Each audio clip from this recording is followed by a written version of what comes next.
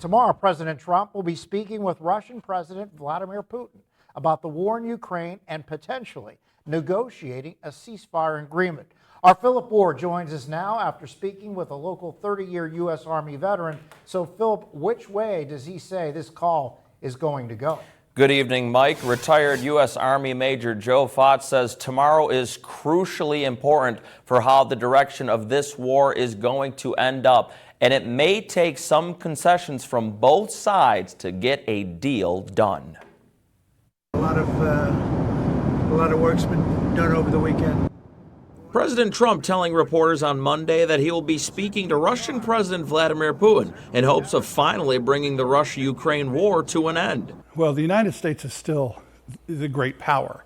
And by being that great power, there are tools available to a president that aren't available to anyone else. Retired U.S. Army Major Joe Pfadt spent 30 years serving in the United States military, and he has hope that a deal to bring an end to the fighting and loss of life can be achieved, with the United States being the country to broker an agreement.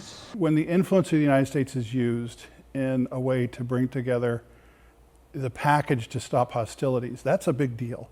And I think that they probably have given that a lot of consideration. I'm curious to see what happens, because I feel awful for the people who are in the fight, and for being in the fight for so long is devastating. On the Russian side, Pfadt believes Putin will try and make an argument that his forces can still be victorious. And I think that's a tough sell for him. I think that's a tough position to be in, because he's been involved with this war now for 3 years. It has cost dearly in human treasure for the Russian people.